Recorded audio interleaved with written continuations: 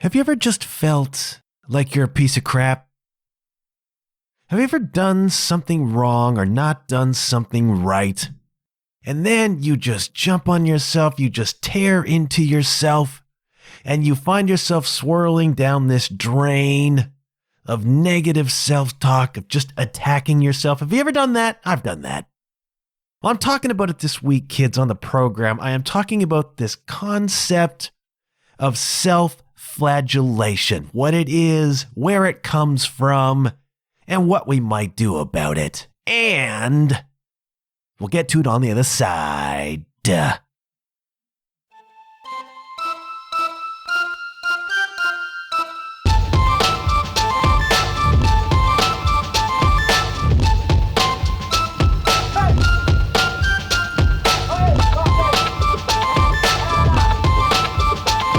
Hello, you're listening to the John Huff Podcast.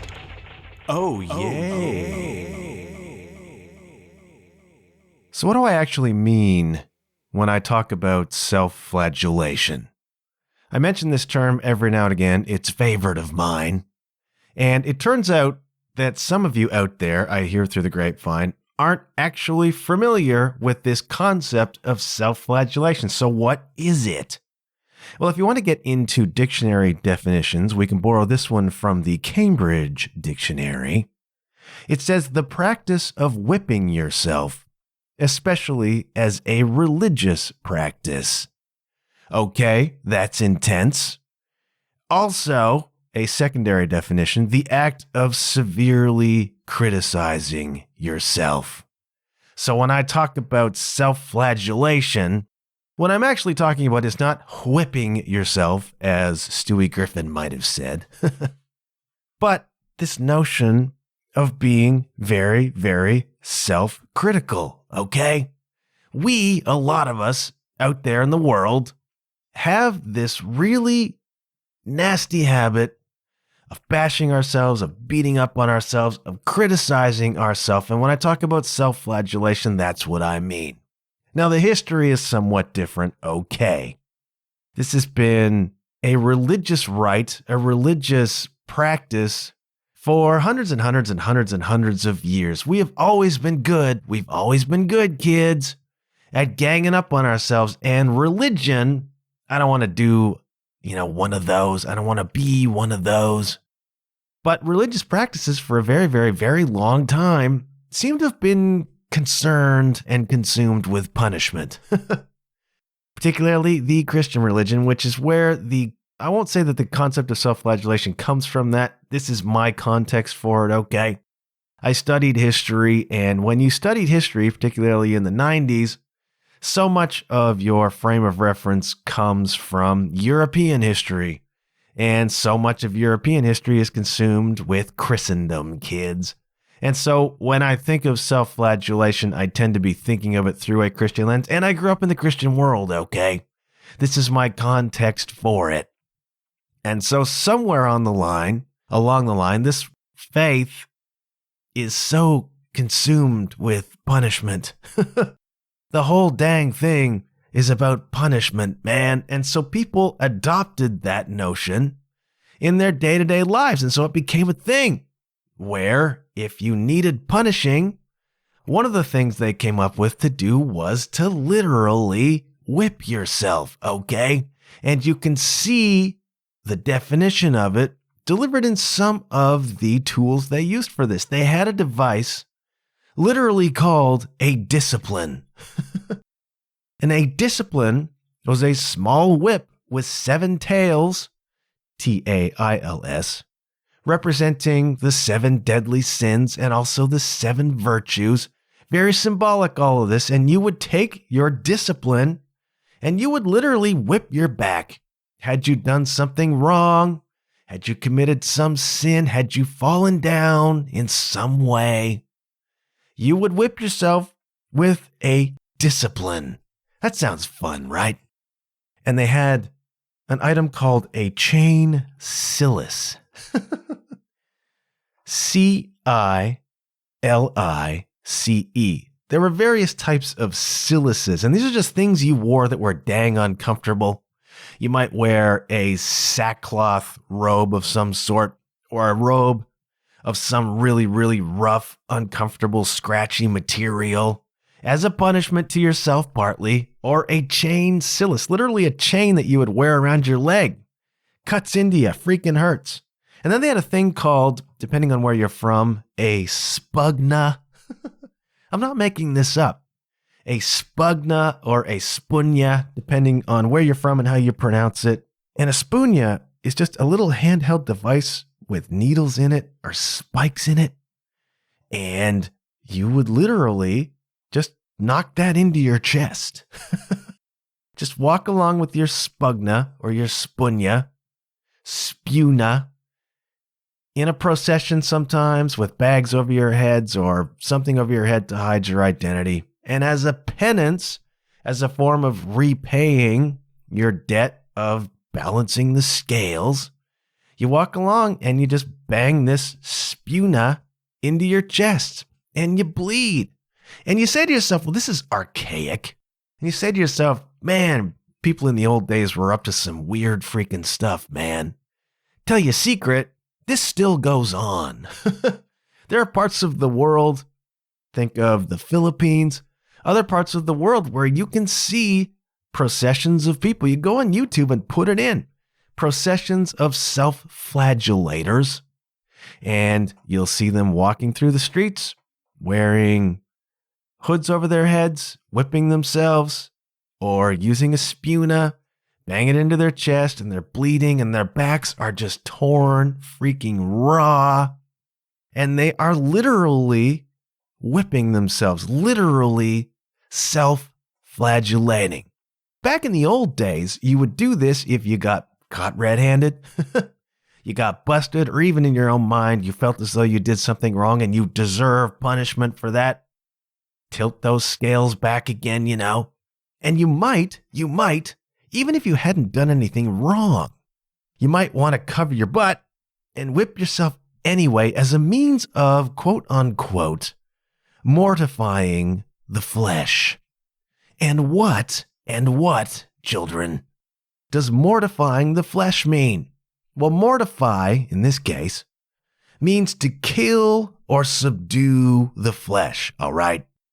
Goes back to this belief that you find in Christianity in particular, that humanity is, by its nature, evil, sinful, terrible, in need of redemption. And I'll tell you a secret, kids. I got a big effing problem with this theology, okay?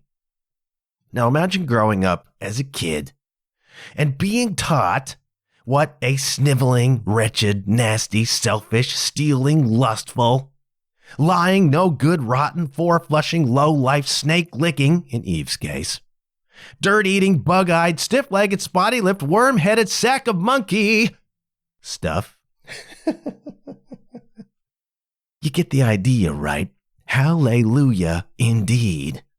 Imagine growing up as a child with all of that stuff being pounded into your head and then, trying to get some self-esteem together. This is the way I grew up, kids, all right? This is the environment I grew up in. The basic notion, the basic assumption being that you are a wretched, awful, evil, sinful being. Not easy to feel good about yourself growing up being taught what a horrendous wretch you are. And so why should it be, you ask yourself, that someone like me is more drawn to Eastern traditions that don't suggest we're all sniveling wretches, but that we are all divine?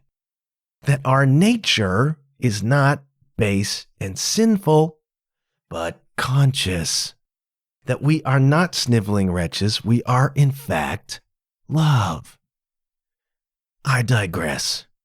So back in the day, you had people self-flagellating as punishment or as a hedge, as a hedge against punishment. But if all of that didn't inspire you to whip yourself or to use some device that you could bang into your chest and make yourself bleed, there was a desire among Christians, some of the more extreme ones, to be like Jesus, right?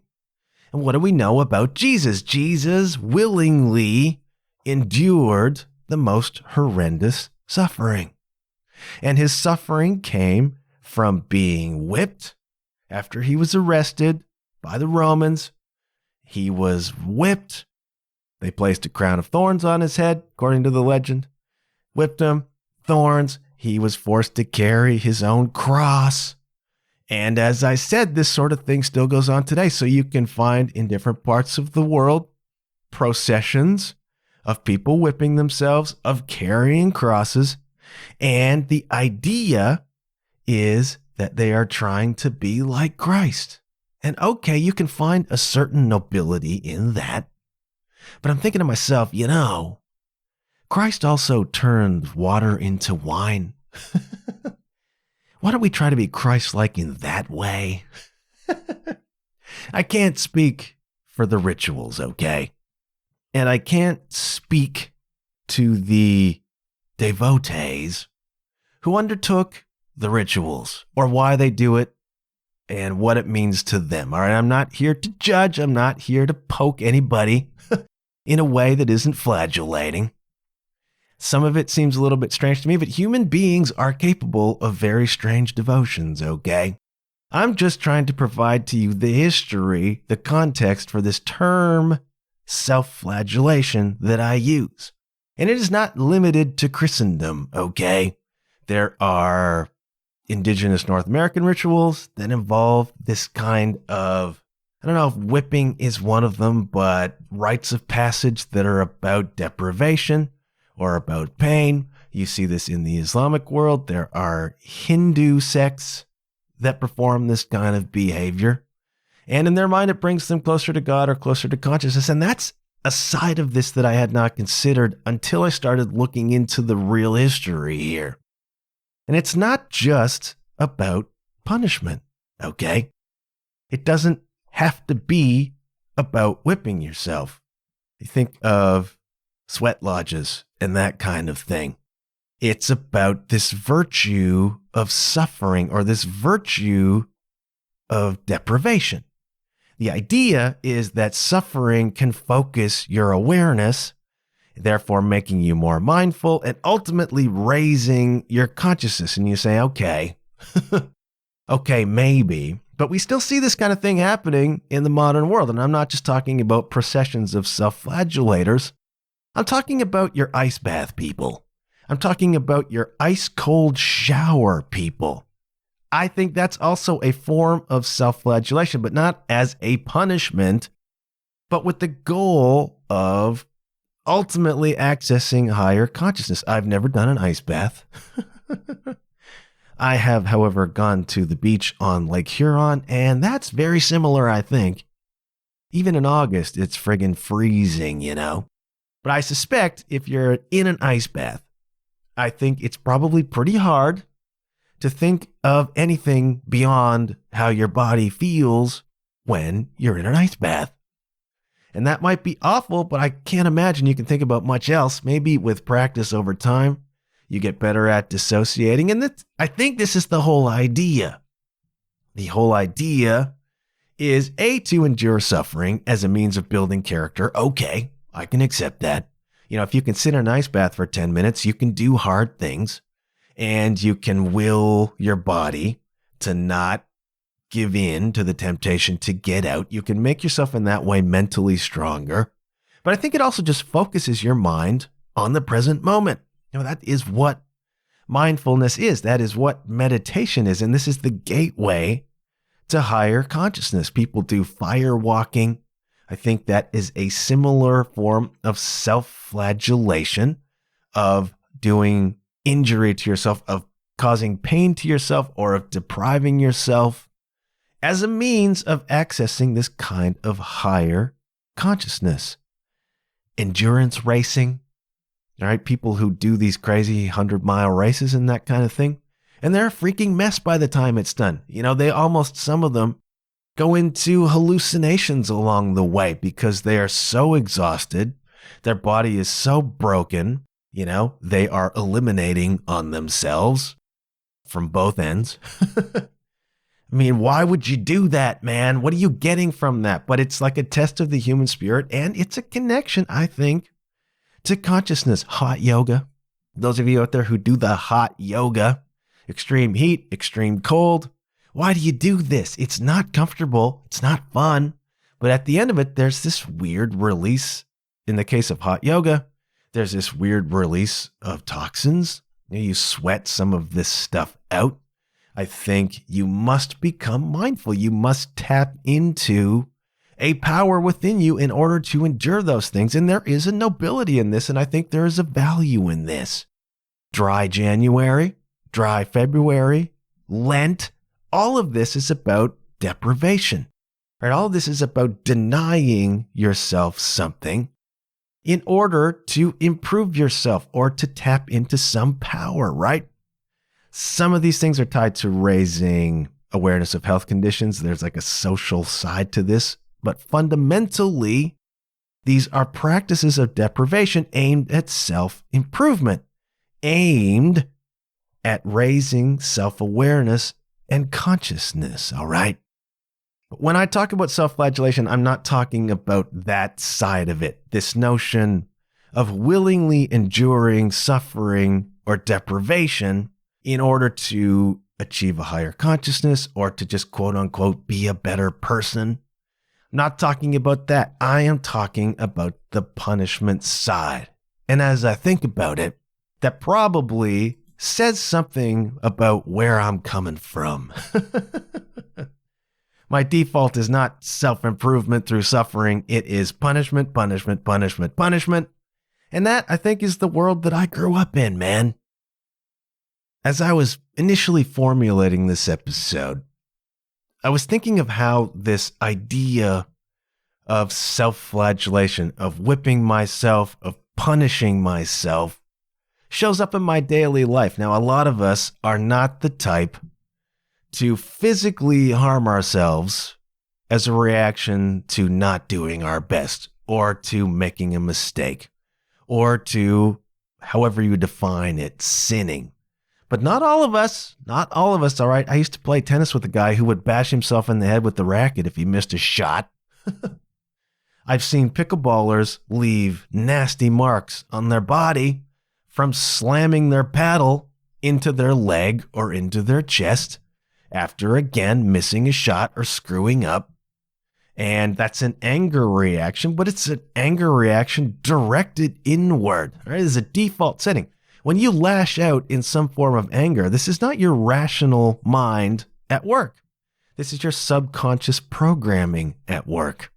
And so you miss a pickleball shot, and your answer to that is to smash yourself in the leg with the paddle. That says something about your subconscious programming and about how you deserve to be punished, how you deserve, what reaction you deserve from your actions. And my tendency is not to smash myself with the pickleball racket, it's to smash the pickleball racket. So it's an outward expression of anger, and I don't want to go into the deep psychology on that because it frightens me just a little bit. Why do we punish ourselves? Again, I'm not qualified psychologically to go into that, so let's borrow from somebody who is, all right? I was out there looking at the Psychology Today website, psychologytoday.com. Ran across an article by Dr. Juliana Brines, Breines. And she posits, that's another word for you, Katie. She posits that there are 3 reasons why people do this to themselves, why people self-flagellate in whatever way that is. Usually it's just really negative self-talk. Usually it's just beating yourself up inside in that voice. And what is that voice? You know, psychologists will say that the voice you hear in your head that's critical is probably the voice of your parents. All right, it's probably the voice that you learn to speak to yourself in when you have done something wrong. All right, we come into this world in many ways blank slates, and so we adopt the language of correction from the people who correct us. That could be teachers, that could be law enforcement in some of your cases.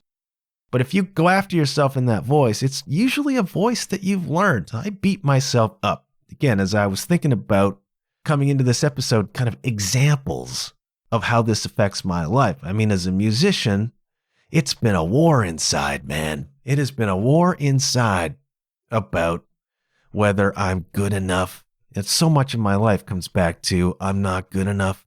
And that's the voice that I have given to myself.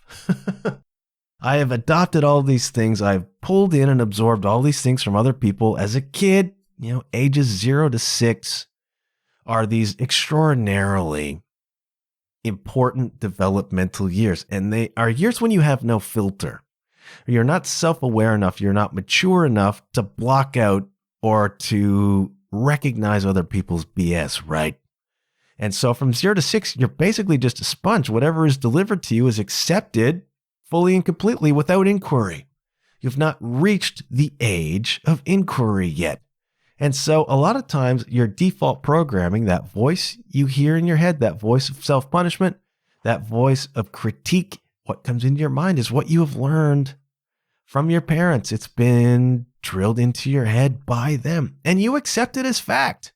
You're not good enough. You're a bad person. Whatever. I got all of that from church in particular.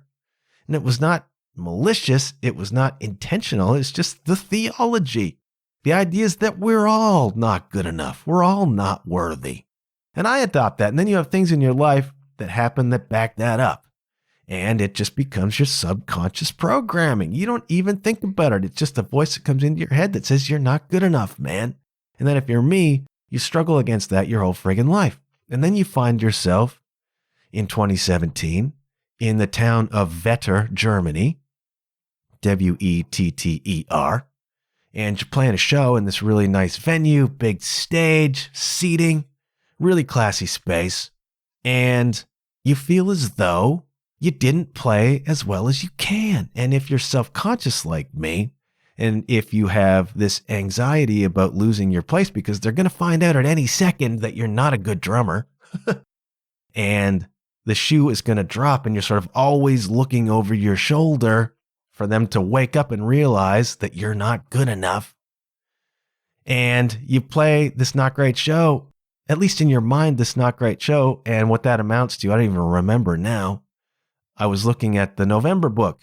I was just drifting through it to see where are the spots where I talked publicly about being beset by this critical voice in my head, this form of self-flagellation, which is to feel like you didn't do your best, and then to just beat the hell out of yourself over it, which I did, because it played into all of my self-consciousness, played into all the inadequacies that I put upon myself. And I wrote about it in the blog entry about the show in Wetter. And what I said is that I specialize in crucifying myself. That's a perfect word, by the way. That's a very apropos and symbolic word for all of this, tying in that religious background. I specialize in crucifying myself. If I do something that I feel wasn't good enough or was just a little bit off, I just beat the crap out of myself. And maybe you do too, if you do something that you feel was not good enough. Now, sometimes that means genuinely hurting somebody or letting somebody down in a real way. And it's good to feel remorse for those things. You don't want to be a sociopath, but you also don't want to be such a self-flagellator that you blow this out of proportion. And so I'm reading this article by Dr. Juliana Brines about why we punish ourselves. She offers 3 suggestions philosophically as to why we do this. Number 1 is this idea that I deserve to suffer. I deserve to suffer. And that is probably my lineage as a self-flagellator. You adopt this idea, you get it into your head that you deserve punishment. And in a lot of cases, that's not your fault. That is, again, something that you have absorbed before you were self-aware or conscious enough to pop up and question it. This belief just gets written into your subconscious programming before you've got a filter on it, man. Before you've got a firewall up that blocks some of this stuff out. It just becomes your default setting. And a lot of people go through life never recognizing or questioning their default setting. All right, I've spent many years working on trying to understand why my automatic impulses are so negative towards myself, are so frightened, are so anxious. And I mean, I've needed therapy to unravel a lot of this stuff. And I've had to be courageous enough to really look at it. And so maybe you're one of those people who comes from this idea that I deserve to suffer. You might even not even know why. But next time you find yourself criticizing yourself, beating yourself up, getting on your own case about something, it's worth asking the question, what is this voice that I'm hearing and where does it come from? And is it true? So you may feel as though you deserve to suffer, but then you may also come at it from this idea that suffering will make me a better person.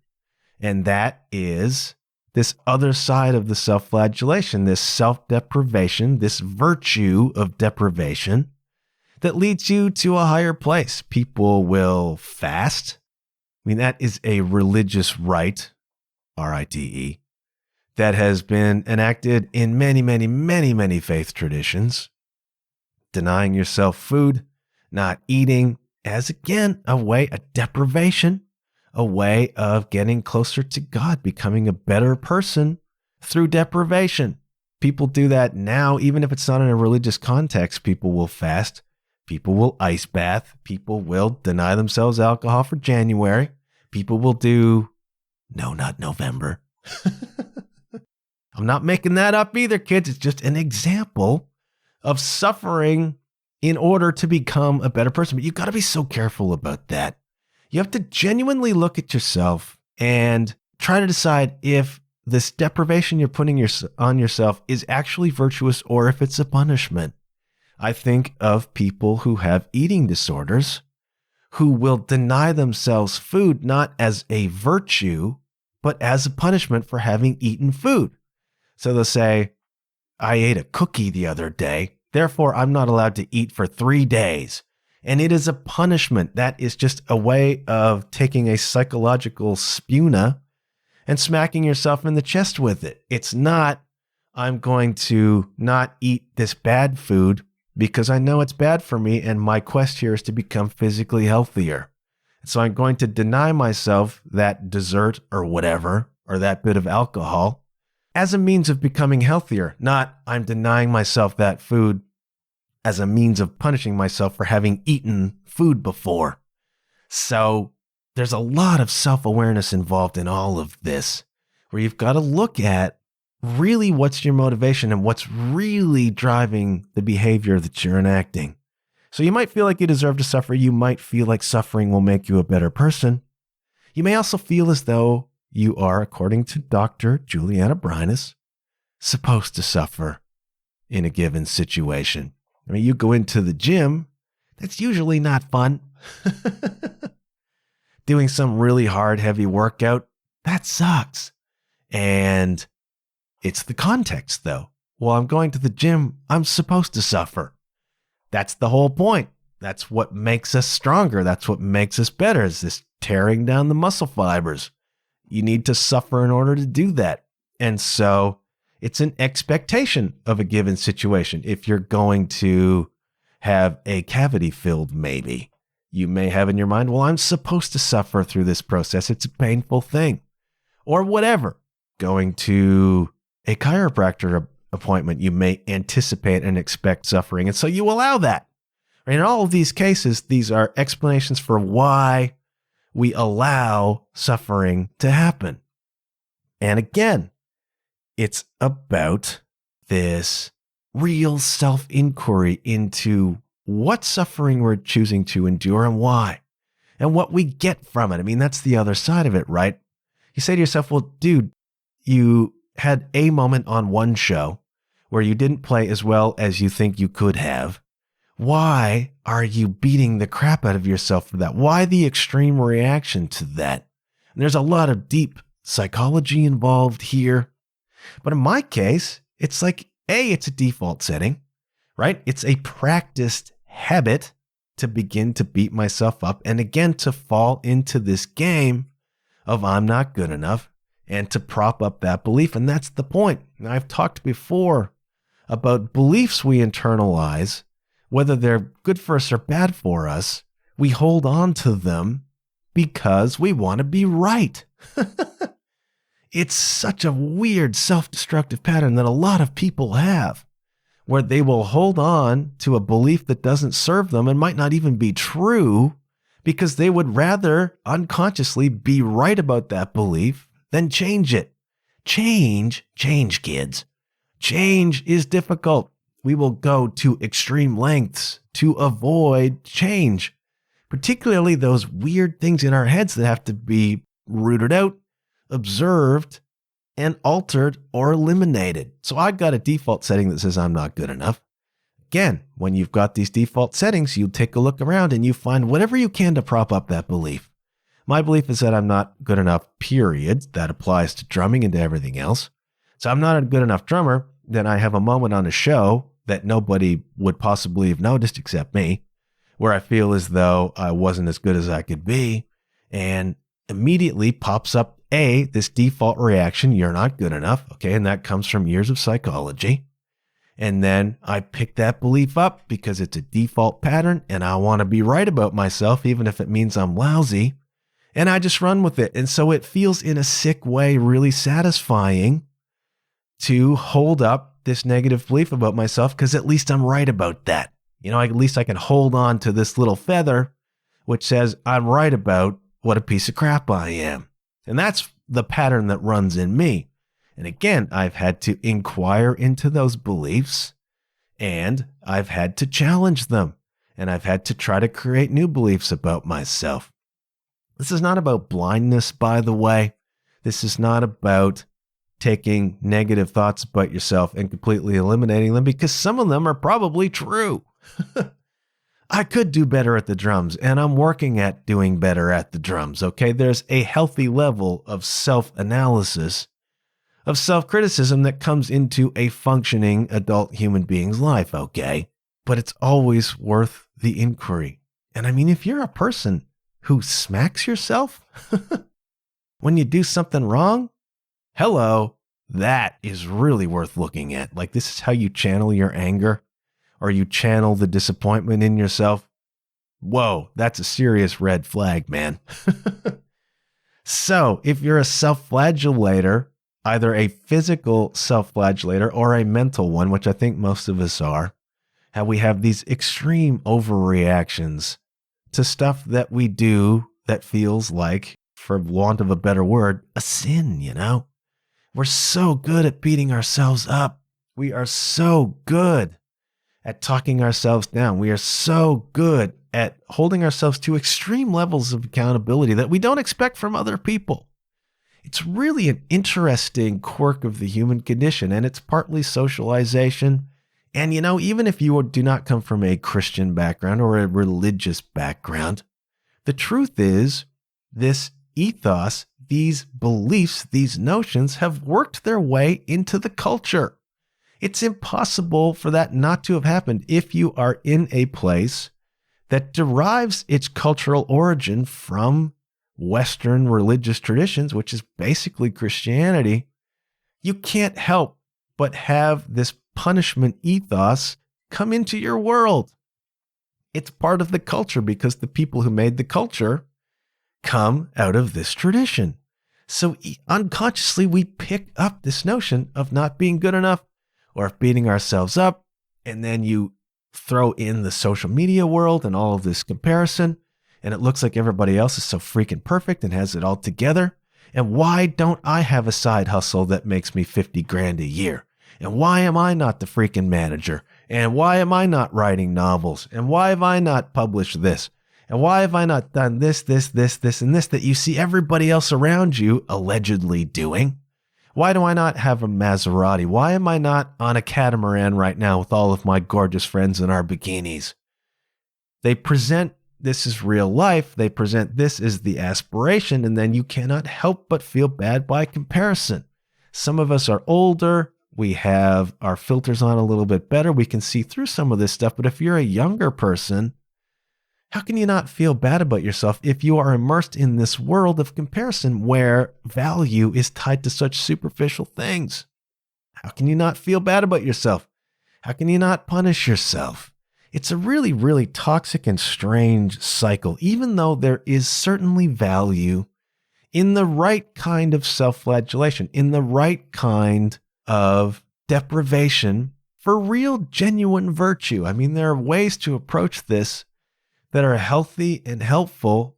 And if you can do that without becoming obsessive and then turning that into a way to punish yourself, it can be very, very, very helpful. But the real value in all of this is the inquiry into why we do things we do and feel the way we do and where that comes from, and how, by understanding these things, we can genuinely improve our lives, right?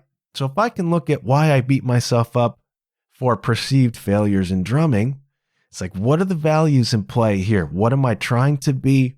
Where does this negative voice come from? What is it protecting me from? What is it trying to get me to do? What belief is it propping up in me? Where does it come from? There's so much in all of this that's really, really valuable in understanding how you tick and why. So I really like self-flagellation conceptually because of this, because it opens these doors to inquiry, right? I read another interesting thing about what they call the flagellation effect. I got a quote that says, if you grew up in a punitive environment, you're likely to punish yourself. And I've already talked about this, right? This is nature versus nurture. I think by nature, most of us are pretty good. A lot of us are nurtured to really beat ourselves up and to be very, very critical of ourselves. And so, what do we do about it? First thing I would say is what I already talked about, which is challenge these beliefs that you have about yourself. When that voice rises up in you that is critical, when you have this temptation to self-flagellate, really inquire into that. What belief is expressing itself here? What belief about me? What belief about the world? And is that true? Am I really not good enough as a human being? Am I really not good enough as a drummer? Well, you know what? In some cases, yeah. You can be honest about that without taking out a whip and hitting yourself with it. You can say there are certain situations where I'm just not a good enough player, or my practice or my work has not gone in that direction, right? I am not a thrash metal double bass guy anymore. It's not me. And so, no, I'm not good enough, quote unquote. I'm not appropriate, maybe is a better word, for a situation where that's required. Am I good enough to play in other situations? Yeah. And I've proven that over and over and over again, and I continue to prove that. So challenge the beliefs that your self-flagellation brings up, okay? Next thing you can do is what I call kind of reverse the golden rule. The golden rule says, do unto others as you would have them do unto you. Well, reversing the rule says, do to yourself what you would do to others. I think most of us are not nearly as critical of other people as we are to ourselves, right? I think we see flaws in ourselves that we do not see in other people, or we would at least not attack other people for in the way that we attack ourselves. Think about how you talk to yourself. Ask yourself, would you talk to somebody that you don't even know that way, let alone somebody you love that way? Somebody close to you? Would you talk to other people the way you talk to yourself? And so reverse that golden rule. Cut yourself a bit of slack, man. Be kind to yourself. Now, sometimes you have to take responsibility, okay? Sometimes you actually do things that require an apology or making amends in some way, and that is up to you. I don't know your particular circumstances, but if you continue to beat yourself up over something real and legit that happened, making amends for that is part of being an adult, all right? Taking responsibility for that. And sometimes doing better is the genuine goal. As a drummer, okay, maybe I beat myself up too hard for when I don't get it right, but that doesn't mean I shouldn't be trying to improve. Doesn't mean I beat myself into improving. I think of the Whiplash movie, not necessarily constructive. But that doesn't mean you don't have to do better. Maybe in your social interactions, in a physical thing like drumming or work or whatever. I mean, there are cases where, yeah, you do need to do better, but beating yourself up does not work as a long-term fix, all right? You need to adopt a more gentle, more productive approach to this. So you can say, okay, I didn't do great on that show, and here are the reasons why. And so going forward, I need to improve my time or my technique or my dynamics on this particular song. It doesn't mean you go and you throw yourself off a bridge because you didn't play that song well enough, or you take your spuna and you bash your chest in with it. It's just, okay, I recognize that. All right, I am fallible. I am human. So much of this comes from a kind of perfectionism that we talked about before, that sort of stuff we see on social media, where it just looks like everybody else is so freaking perfect all the time. And so we adopt this perfectionism because we're so afraid to be judged by other people the way that we would judge ourselves, right? Even though most other people don't give a crap about you or what you do. Or forget it tomorrow. We adopt these things. That's an ego thing. Perfectionism is so much about ego, and it's crippling, okay? So stop with this notion of trying to be perfect all the time, because it's impossible to do. It is impossible to do. I saw a piece by a person called Joyce Martyr on choosingtherapy.com. It's related to this. It says, while failure is an inevitable part of life, you may be afraid to fail and don't know how to stop beating yourself up. While a certain degree of concern is natural, excessive fear of failure can lead to feelings of anxiety, stress, and low self-esteem. Yes, they can. Yes, they can. And that is all tied to perfectionism, and perfectionism is tied to ego. All right? And that goes off, it spiders off into a lot of different directions. But if you have a perfectionist streak, it's a fear, in a lot of cases, of being punished for doing something wrong or of being ostracized for not being good enough. It's all the ego fearing some reaction to not being good enough. And it leads to all sorts of anxiety and all sorts of problems. So if you can ease up on the perfectionism, that can help with the self-flagellation, okay? And I want you to celebrate when you get this right. So if you find yourself beating yourself up, and if that critical voice comes into your head, that is your default programming. In my case, that default programming says you're not good enough, and here's all the reasons why, and here's all the ways in which that has proven itself over the years. One important thing is to challenge that voice and reframe and reconstitute that voice. So immediately into my mind comes, you're not good enough. And so what I need to do is to manipulate that voice so that the default setting becomes, there are ways to improve here, but you're doing okay. You're doing fine. There are ways you can improve, and get excited about improving, right? That is a much more healthy, positive, productive, forward-moving approach. And you can train your brain, you can train your default settings to pop up that way, and it takes a lot of attention and self-awareness and practice, but you can do that. And so when you do it, when you have those moments, celebrate them. Recognize when you're making an improvement, right? Recognize when you're giving yourself a break that's appropriate. And be grateful and be glad about that, because it means you're improving, and it means that you're coming away a little bit from this negative kind of self-flagellation, right? Change your thoughts. You can change your default settings. Very, very hard to do, but you can't do it until you become aware of them. And the temptation to self-flagellate raises that awareness. And at the end of the day, if it's a real serious problem for you, especially if you're literally harming yourself, therapy. There is no shame in therapy. Therapy is a wonderful world of internal delights. You'll uncover stuff about yourself that's really, really fascinating and interesting, and it's going to be hard, by the way. Therapy can be a form of self-flagellation, but the positive kind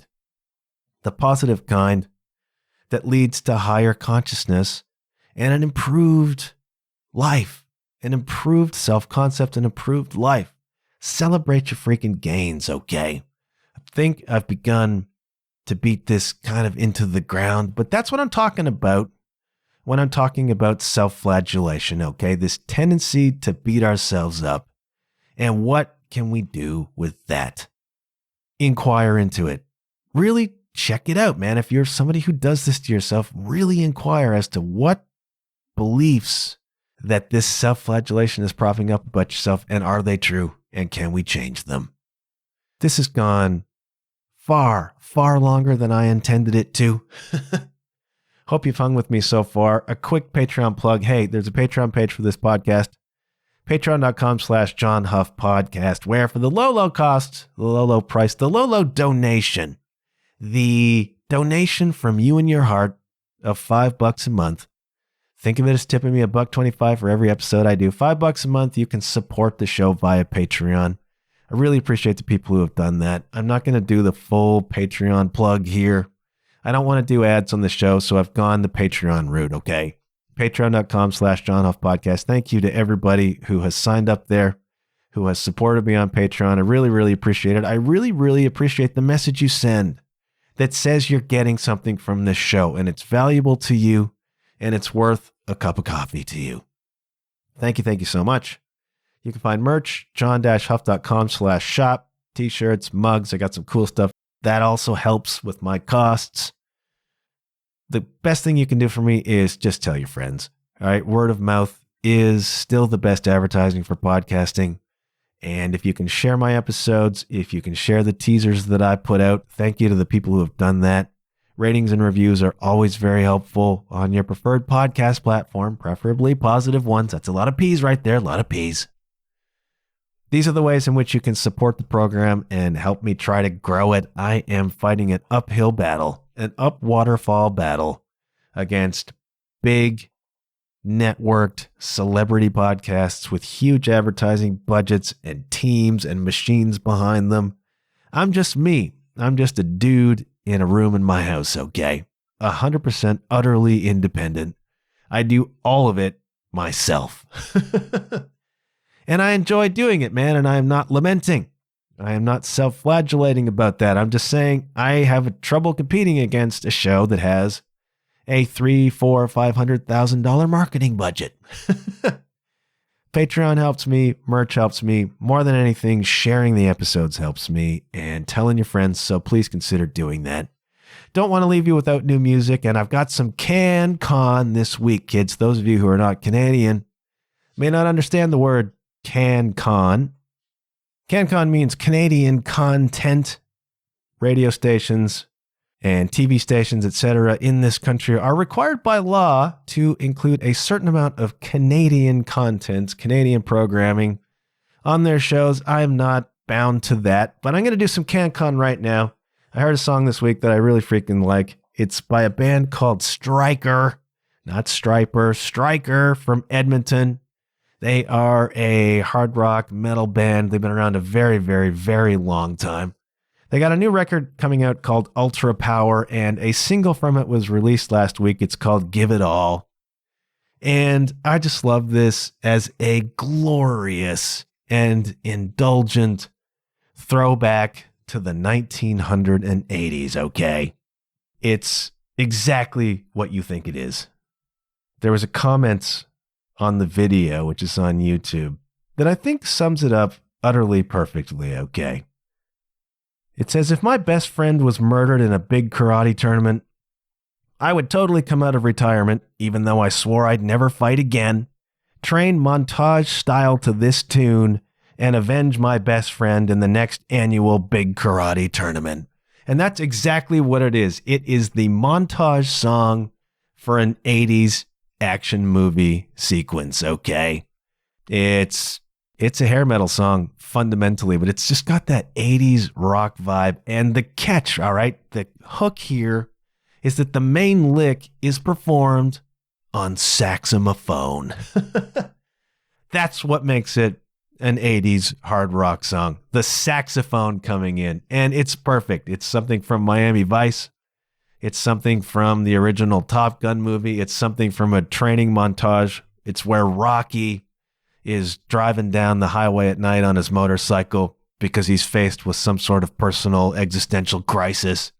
It's 100% that song, right? Saxophone carrying it and this really cool riff. And when you get beyond that, though, some really great vocal harmonies happening, great chorus, great hooks, really, really, really good singer. It's a good band, man. And some of what they do is throwback hair metal style, very, very 80s. But a lot of the other stuff they do is like straight up heavy metal, some thrash elements to it, and a lot of it's tongue in cheek, not to the level of Steel Panther, but if you look at photos of this band and the way they present themselves, they're very aware of what they're doing, okay? But they do it great, and that's what I love about it. It kind of sucks that in some cases, this 80s vibe that I grew up on has to be done sort of retro comedy in a certain way these days, but it doesn't change the fact that some of this stuff is great. So if a couple years ago you dug the Nestor song that I talked about, or Crazy Licks, or even 19 Summertime from the Defiance, our song of the year last year, this tune, Give It All by Stryker from Edmonton, Alberta, Canada, is a lot of fun. And it's a really cool song. I dig it. Great hooks, great chorus, nice guitar work, great production, and a freaking saxophone. How are you going to beat that? So I will put that on the John Huff podcast, referenced on the podcast 2024 playlist, which is taking shape on Spotify. Search it, you can find it, or search the podcast. Maybe you can find it that way. Some great songs going down on there, and it's just a record of the stuff we talked about this year on the podcast. I'm going to go because this is way too freaking long. Didn't intend for that to happen, but sometimes it takes this long to say the stuff, okay? If you are self-flagellating, inquire as to what beliefs the self-flagellating is holding up, and really think about whether you are doing this for positive or negative reasons. Punishment versus virtue, okay? And if you just want to release, and you want to laugh, and you want to dance, and you want to sing, go listen to Give It All by Stryker. Thank you so much for tuning in this week, kids. Thank you for the feedback on the last episode. I got some really, really nice comments from people. That helps me so freaking much, man. So much of the time, I feel like I'm working in the vacuum. And so when you write and you tell me, or you comment on a post and you say, I really enjoyed that episode, warms my cockles. So thank you ever so much to the people who have done that to support. Very much appreciated. I'm going to go for now. I'll be back next week with more something. I don't know what, but something. Until then, remember, kids, good things happen when you put yourself out there. And hey, I'll check you later. Yeah.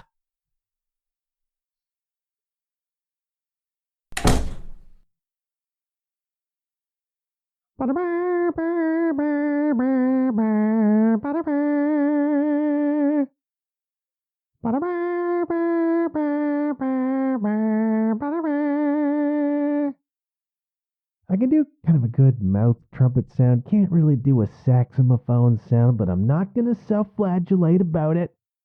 Just going to put it down to one of those things that I could do a little bit better, and I'll try to work on it, okay?